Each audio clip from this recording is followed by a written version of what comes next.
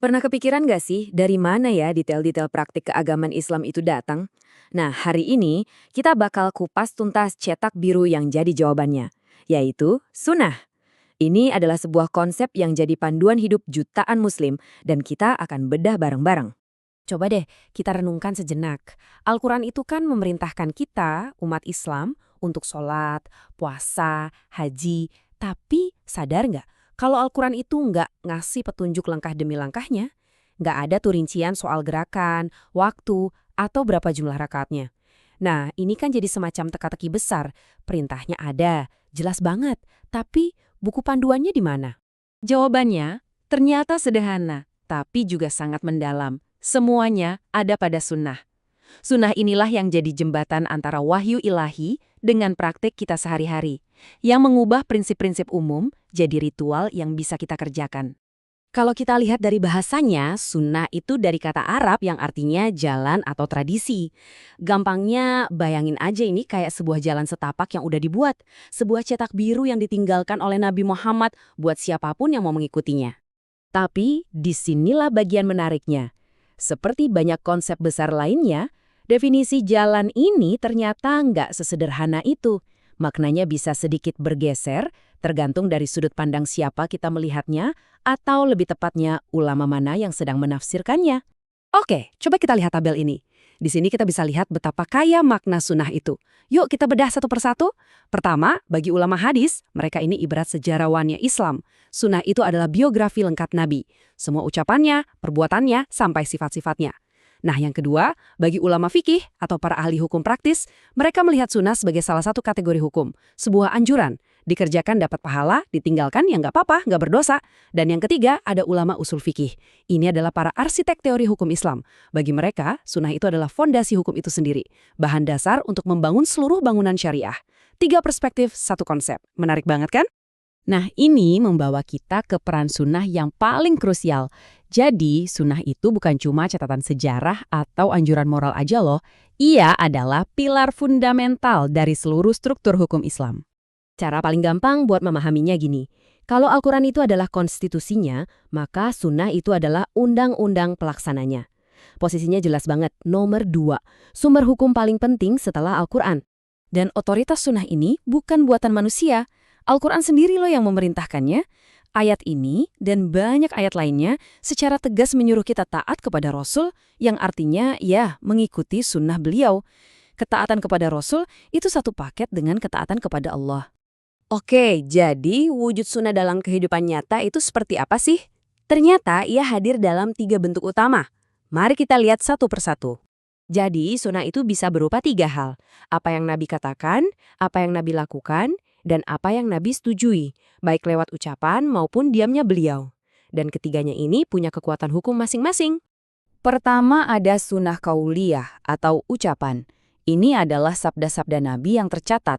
Contohnya hadis yang terkenal banget ini, yang menetapkan salah satu prinsip paling dasar dalam Islam.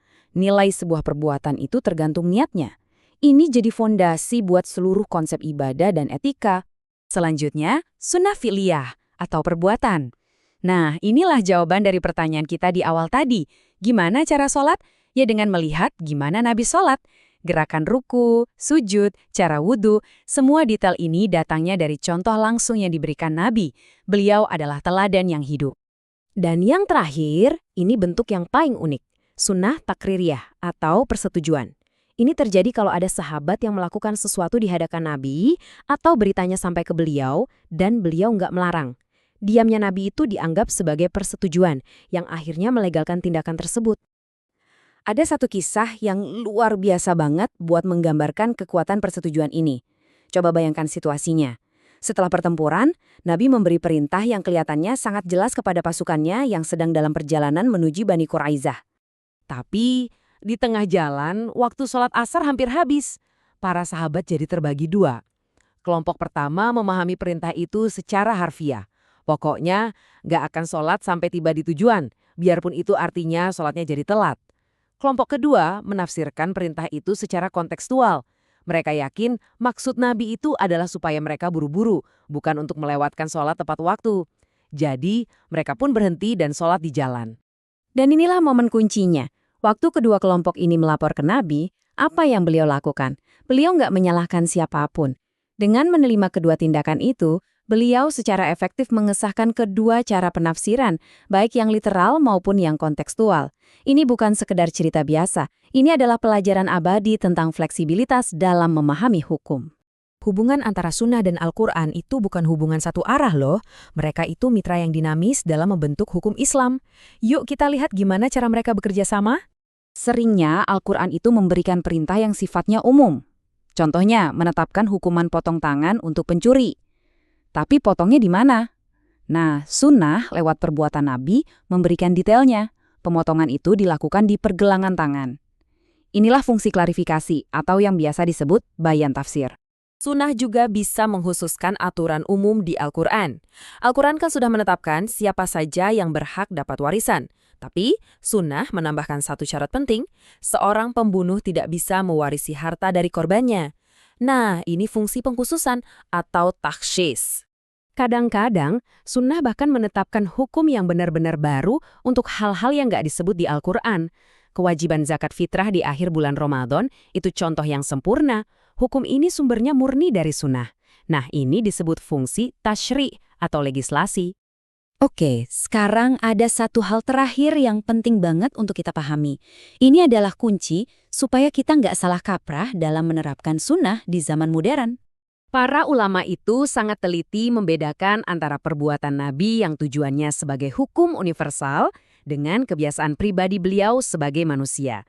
Contohnya, cara beliau sholat itu adalah legislatif. Itu petunjuk buat semua muslim. Tapi, fakta bahwa beliau menunggang unta itu adalah kebiasaan yang terkait budaya dan zaman beliau, bukan perintah agama. Paham perbedaan ini penting banget agar kita bisa menerapkan sunnah secara proporsional. Jadi, apa kesimpulan dari pembahasan kita? Sunnah adalah jalannya Nabi, sumber hukum kedua yang gak tergantikan, yang wujudnya bisa berupa ucapan, perbuatan, dan persetujuan beliau. Ia bukan sekedar pelengkap, tapi mitra penting bagi Al-Quran yang memberikan detail, konteks, dan bahkan aturan baru untuk membentuk syariah yang kita kenal sekarang. Dan ini meninggalkan kita dengan satu pertanyaan untuk direnungkan. Bagaimana sebuah kerangka kerja yang usianya sudah berabad-abad ini bisa tetap relevan dan berfungsi di abad ke-21? Nah, itulah bukti kekuatan abadi dari cetak biru kenabian ini. Sebuah topik yang menarik untuk kita pikirkan lebih lanjut ya. Terima kasih sudah menyimak pembahasan kali ini.